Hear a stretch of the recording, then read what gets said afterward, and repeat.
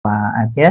Syafaat itu selalu saja ya. Syafaat itu ya nanti katanya di hari kiamat kita akan diberi syafaat oleh Rasulullah. Itu sebetulnya pemahamannya harus diluruskan. Jadi syafaat itu bukan nanti, syafaat itu sekarang ya. Dari siapa? Ya tentu dari Rasulullah. Tetapi karena kita hidup tidak sejaman dengan Rasulullah, kita ini kan sekarang hidup dengan orang-orang bersama orang-orang setelah sepeninggal Rasulullah. Makanya Rasulullah kan bilang begini. Ada seorang sahabat bilang pada Rasulullah, "Ya Rasulullah, aku bahagia hidup sejaman dengan engkau dan aku mendapatkan ilmu langsung darimu." Apa jawaban Nabi Muhammad?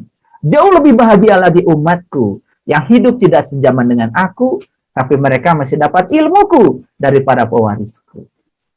Nah, kita ini sekarang hidup di zaman di mana ada segelintir orang yang mewarisi ilmunya Rasulullah. Ilmu Rasulullah apa? Cuma satu, ya. Uswatun hasanah Rasulullah itu di Quran dikatakan satu, ya. Laqad kana lakum fi Rasulillah uswatun hasanah liman kana yarjullah, yaitu ilmu tentang cara mencapai Tuhan. Itu saja yang harus kita dapatkan ilmu. Ya ilmu titik tadi itu. Makanya titik ini kalau sudah ketemu titik bisa bikin garis, bisa bikin lingkaran.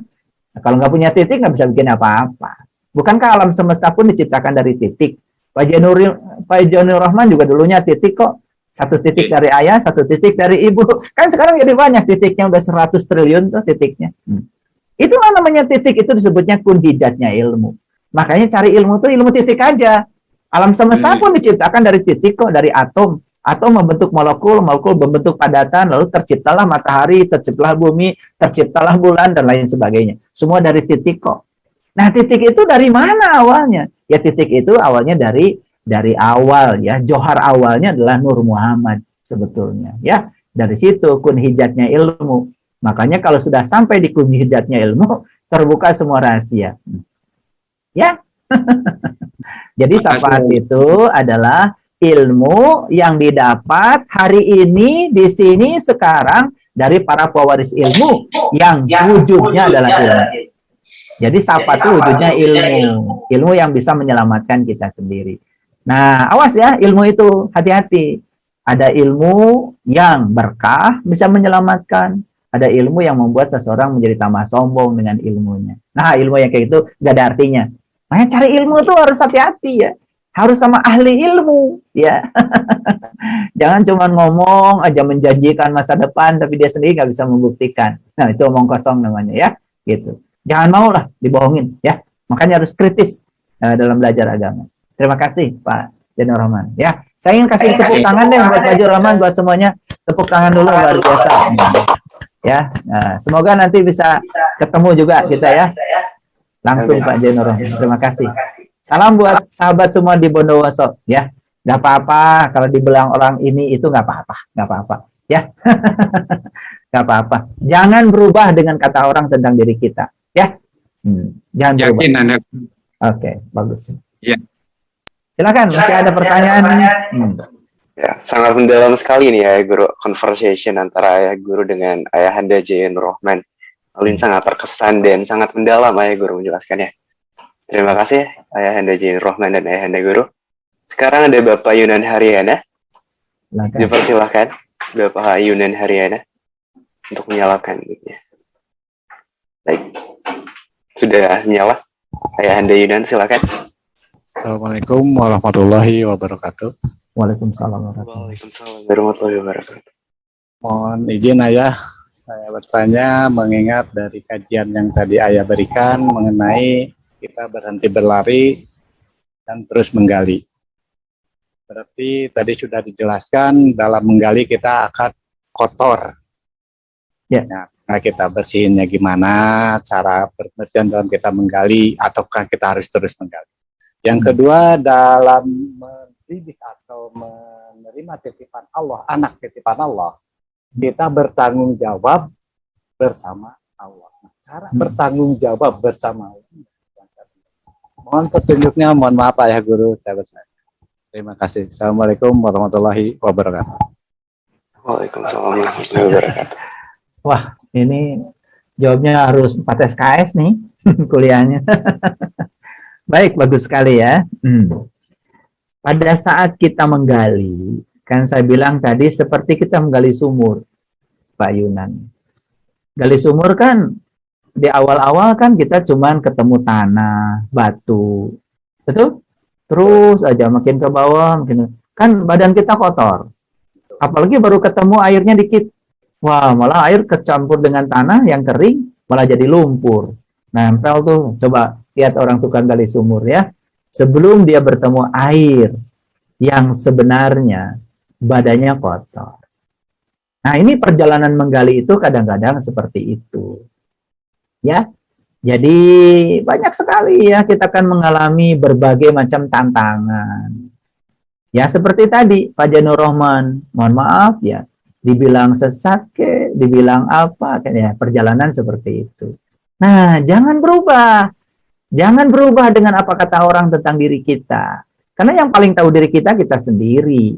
Kalau kita ngikuti apa kata orang, kotoran itu masuk ke dalam diri kita dan kita berhenti di situ, ya sudah. Rezeki kita ya cuma dapat kotoran dari orang. Lalu kita nggak kemana-mana. Terus menggali.